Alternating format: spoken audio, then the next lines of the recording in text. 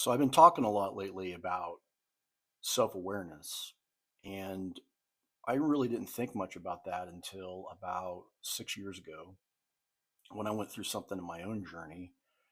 And I'd gone through a divorce in the spring of 2019, and I'd moved to Nashville in August the 1st of 2019. And about a month after moving here, I'd gotten an email from my ex-wife saying that she'd gotten married the past weekend, and I'd had that happen, and then I'd had somebody that I just started dating who had decided she was done with me.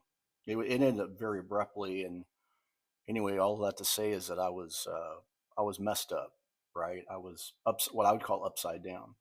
So I called a good friend of mine named Ron. Ron's a doctorate of psychology.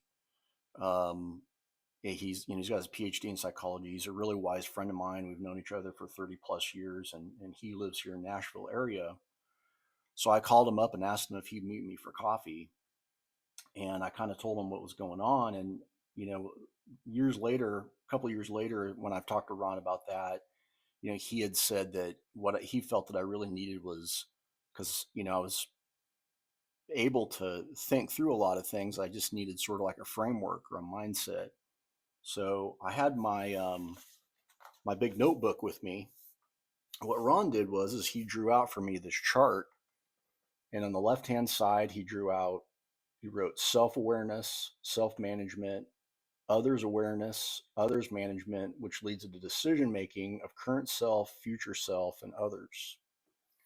And basically the self-awareness part was figuring out what are feelings and emotions, right? Like being aware of that.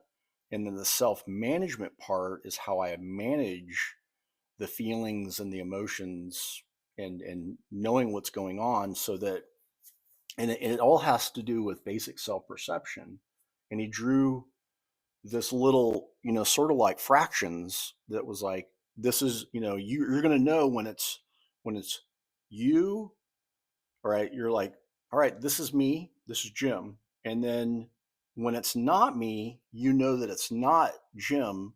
It's like figuring out your identity. Like, that's, hey, that's not me.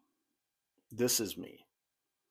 And then the other thing that he explained was is that as I went forward in this journey, that I would have awareness of others and be able to manage my relationship with others because that was my own journey of self-awareness and self-management was going to offer me empathy and compassion for others, right? And understanding, which all leads to decision making.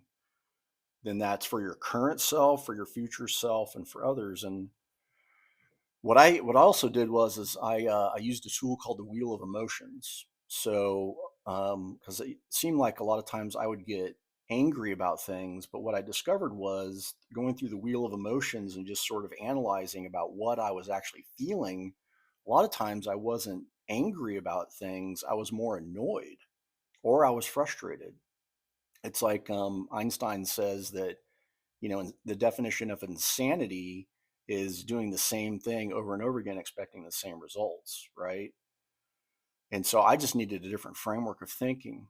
So lately, when I've been talking online about the music business and self-awareness, what I find is that when I come to a lot of artists, some are very self-aware, some are very mature, but there are others that I've encountered at times that have a lot going on or stress related things.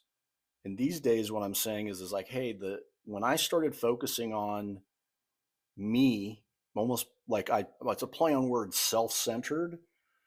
Everything in my life goes better when I'm more centered from a daily perspective, and I'm healthy. And for instance, almost every day I take out this big journal and I write out. Um, I literally journal through, you know, a list of things that I start with gratitude, and I write things I'm grateful for. I draw a line through it, and I do a Bible promise, and then I do a verse about trusting God, and I journal about all that. So every day I do writing, which is my journaling, weights. So I lift weights, right? I've got weights here in my office. So I write, lift weights, walk, and work.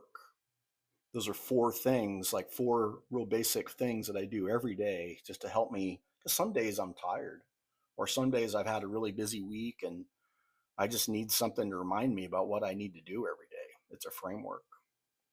And but the whole point of this, the self awareness and the journaling and things like that, was that I needed more daily rhythms and more habits to keep me centered.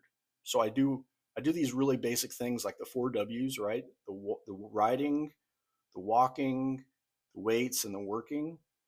I do those, remind myself of those things every day to keep me centered. Because the more centered I am, the better my content is, the better my overall life is, the better my relationships with, the more centered I am, and I know how I'm wired and how I relate to others in the universe and in my life and in my work, the better everything goes. So I just wanted to tell a little bit about my story, about how this applies, because sometimes you're learning things from people and it's almost intellectual, like, hey, you should do this or that. Well, this is why I'm out talking about this, is because it helped me in my journey. And if there's some way I can help you in your journey, comment below on this YouTube video or DM me. Or you could also reach out to Jim Gray Online. That's Gray. JimGrayOnline@gmail.com. Send me an email, and I'd be more than happy to talk with you if there's some way I can help you through this.